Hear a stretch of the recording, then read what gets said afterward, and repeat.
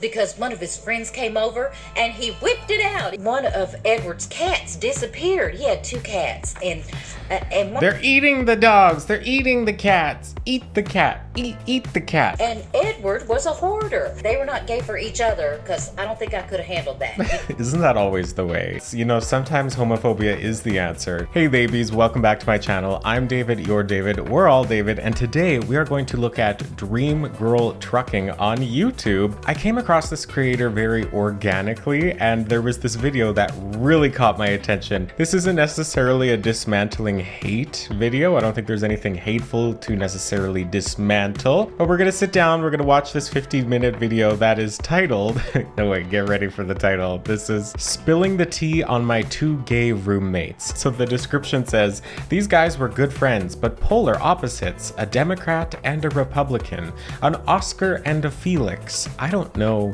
what Oscar and Felix is referencing. If you know what that means, let me know in the comments. And I was in the middle. Like I said, I don't think there's anything hateful going on here in this video, but I just could not start my long filming day without figuring out what's the tea with this lady and her 2 gay roommates. So I don't have a Red Bull today. I got a nice cool glass of water. I'm gonna slide on over as we roll the intro. Let's get to it. And like, it is walking the line of like freedom of speech. You know what? If we're gonna be out here and we're gonna be vulnerable on this channel here together, you and me right now, right here, yeah.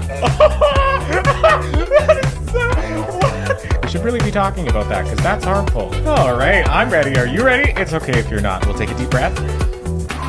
It's gonna be okay because we're gonna do it together. Roll the transphobia. Should we make guesses of what we think the tea is? Well, if one's a Democrat and one's a Republican, I feel like there can be some inherent problems going on there, but ooh, I'm so excited. Okay, let's do it. Hi, welcome to the Dream Girl Trucking channel. I'm your hostess, Antoinette. And the Dream Girl Trucking channel is for anybody who has a dream or who's working on a dream or who's living their dream. I already love her. Like Antoinette, she's great. She's a trucker, a truck-ass. I don't know if that's a thing, but I love her. Yeah, working on a dream, living a dream. Like we can all fit into somewhat of those categories. I love her. I hope she doesn't get hateful. I really hope she doesn't. I don't think she will. And usually I talk about trucking things, but today I'm going to spill the tea on my 2 gay roommates. And they were roommates. I got a story to tell you guys, okay? So I had these 2 gay roommates, and they were not gay for each other because I don't think I could have handled that. Isn't that always the way? It's never... Sorry, yeah. Like, even if it was hetero, I don't want to be in the house when somebody's fighting or making out. That's I don't want to be there. So, okay, so these guys are just friends. And what happened was, I knew this one guy, I'm going to call him Frank and Edward. That's not their real names. So I knew this Edward from where I worked. We worked together before I became a truck driver. So I started driving, and I was gone all the time, and I was renting this mobile home. I had moved into this mobile home, and the air conditioner kept freezing up, and the refrigerator, the freezer had something where it would like defrost or something and run water all over the floor. So I didn't want to leave, my place like that. And Edward, his house had burned down, and he was just crashing on people's couches. He lost everything he owned. It was real sad. So I said, hey, you can come rent a room for me for real cheap. And he said, okay. So he comes, moves in, he likes it, and he's not there for very long. And he says, I have this friend, and his income doesn't go up, but his rent keeps going up. And so you have an extra room, and I was wondering if maybe he could come over and look at it, and if y'all like each other, think that he would fit in, maybe he could move in. So I said, okay, we'll do this for a trial basis, for a month. Well, I do not suggest you ever do that.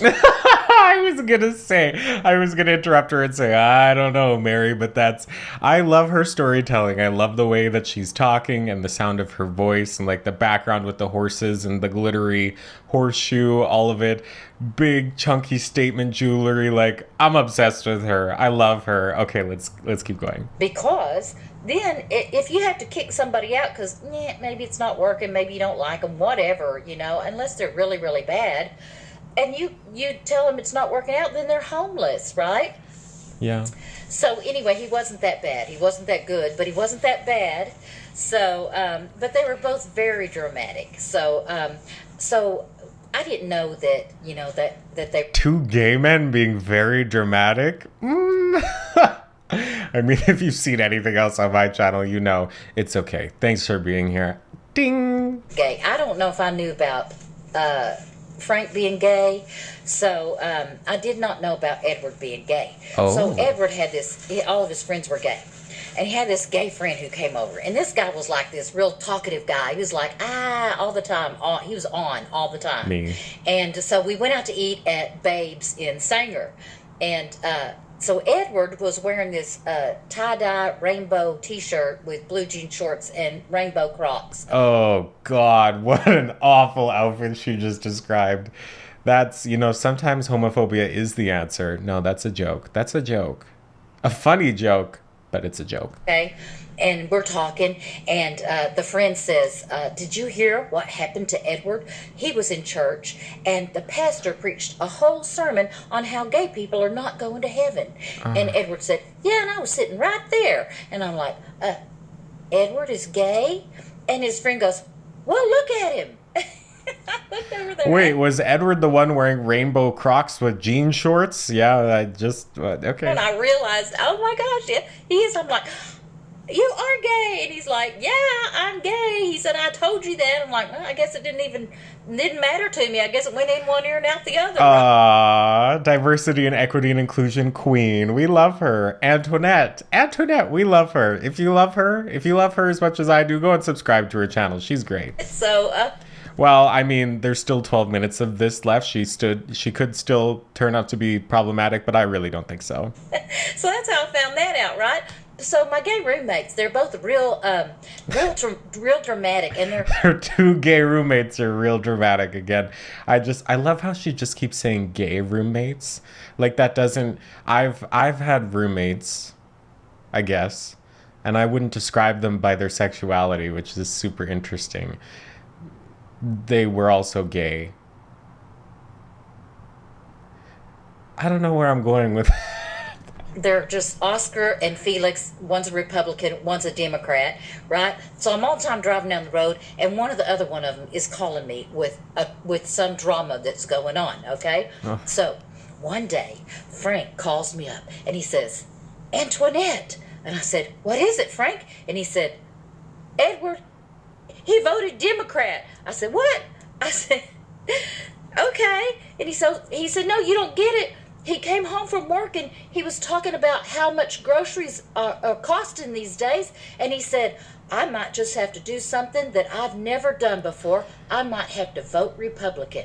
Isn't it interesting that it used to be more about the smaller things like grocery prices and social service? Well, not even social services, but in an archaic sense, your choice of political party had more to do with the smaller things of life, of how much groceries are and inflation and things like that. But now it's human rights. So it's a lot more polarizing now, which is interesting. I don't know how long ago this was published. How long ago did she publish this? Oh, September 14th. This just came out. Yeah. The cost of your grocery prices are something that should matter to you, and they do matter to most of the population. But unfortunately now the argument most often between Democrats and Republicans is advocating for a woman's right to choose what to do with her body, or affirmative action, or things like that. It's a lot of these bigger world issues that are very polarizing, more so than the cost of an apple at Superstore. You know what I mean? It's interesting. And then he left and he went to early voting and he came home and I said, well, and he didn't say anything. He just went to his room, and you know what that means? I said, what? He said, he voted Democrat. And I'm like, oh my gosh. Well, he has a right to vote how he wants to vote. And, he's like, well, I know it, but I just can't stand it because he's got to know. He's got to understand. Blah, blah, blah, blah, blah, blah, blah. I'm like, okay, chill out. Frank, remember when you first moved in here? Because we live out in the country. And he would work in the Metroplex. And he had a car that was great on gas. But, of course, that did not matter. It was very dramatic. He had to do all this driving to get to work. I said, Frank, remember when you first moved in here? And I said, you should find a place close by to work so you don't have to drive so far to work. But you never did do it, did you? Well, he said, I said, so see, you don't always listen to what other people tell you to do. So it's no wonder that Frank doesn't listen either. Well, he couldn't stand that. Yeah. Okay, so he went into his room and he typed up this big long lecture about how Frank should, or how Edward should vote Democrat, or I'm sorry, so how he should vote Republican, right? And he left it in his room when he wasn't home. So I'm driving along and I get this call. Antoinette, it's Edward. What is it, Edward? What happened? Well, I came home and you know what was in my room? This long letter from Frank. Listen to this, blah, blah, blah, blah, blah, lecture, lecture, lecture, lecture, lecture, you know, you're in the wrong, I'm in the right, blah, blah, blah. I'm like, you know, Edward, you should just throw that away because it's really not that important. Don't even worry about it. But apparently he did not. He did not. He just kept it because one of his friends came over and he whipped it out. He went in his room, he came back out. We're all thinking it. I'm just going to... Look what he did. Look what he did. So, yeah, Frank would like go into Edward's room when Edward wasn't at home, and he would call me up. Antoinette, what is it, Frank? I just went into Edward's room, and he had everything on in there. He had his lamp on, he had his TV on, his ceiling fan is on, even his window unit is on. Because, you know, we have window units in every room. We have central heat and air, but, you know, those mobile homes are not the older ones, and it's a rental one, and, you know, they're just not that great, so we have that. I'm like, it's okay, Frank, you know, he pays his bills, he chips in, you know, he's okay. Well, it's just not right. He needs to learn to turn things off. I'm like, you know, he's a grown man, okay? He's a grown man. So I'd come home, right? And all my stuff would be packed up in my room. I'd be like, guys, I live here. Well, the thing was with Frank was that, you know, he threw everything away. He wanted everything thrown away. And Edward was a hoarder. So I would come home. I'm sorry. You're just... Girl, you really buried the lead there with Edward being a hoarder. There's a lot going on here, but there's a lot of green flags for Antoinette here. I'm liking her. Excuse me. And like, I'd go to put something in the closet. We got a closet in our living room, you know. And it'd be all full of Amazon boxes, empty cardboard boxes. I mean, filled up. You couldn't get anything in there because there'd be so many boxes. And I'm like, Edward, why are all these boxes in here? We need to get rid of these. And he'd say, well, Frank likes to return things because Frank was real picky and he was always ordering something and picky, right? And so he ordered the CD and it wasn't perfect, and it said on the description that it was like new. And he's like, does this look like it's like new to you? And I thought, yeah, there's really nothing wrong with it. I'm going to send it back. Okay. So I'm like, I don't care if he sends everything back or not. We cannot keep all these boxes in the closet, right? So Frank, he would get up in the middle of the night and he would rearrange the cabinets, you know, because he was the Oscar, you know, the one who's neat and everything. And so Frank would call me up. I mean, Edward would call me up. And I'll be on the road and he'd say, Antoinette, I can't find anything. Every time I put something down, it's moved. I come home, it's in a different place. I'm like, oh, well, you know, he said, Frank gets up in the middle of the night, rearranges all the cabinets. He's done it several times. Let me tell you, he was bad at it too, because I'd come home and there'd be like crackers over here. There'd be crackers over here. The way I've been all of the people she's describing here, yeah. Cheers to diversity of experience. Good Lord. Okay. Crackers over there. Well, a normal person puts all the crackers in one spot. But, you know, Frank, he was such a neat freak. Finally, you know, I got tired of it. And I came home and I took everything out of the cabinets and I put all the crackers in one cabinet and all of the this and all of that. And then I labeled everything. And then I left a note on the refrigerator that said, nothing should be moved. Put it where it's supposed to be. Okay, so I'm going through all the cabinets, right? And and Frank is in there with me. And so I'm opening up all the cabinets, looking at everything. And I open up this one, and there's like 2 or 3 little boxes of food in there of nothing. I'm like, what's this? Because Frank's like, calls me up. Antoinette, you have got to tell Edward to stop bringing things home. He keeps bringing stuff home. We can't fit any of it in the cabinets. You know, and here is Edward. Antoinette, I can't find anything because he keeps rearranging the cabinets. Right? So... So anyway, I'm like, what's this? Because there's nothing in that one cabinet. He goes, well, that's my cabinet. I'm thinking, I said, I didn't rent you a cabinet. I rented you a room. But I went ahead and left him his cabinet anyway, so he would be happy. Wow. She's great. So anyway, he was always creeping around and taking stuff. And I don't know why, you know.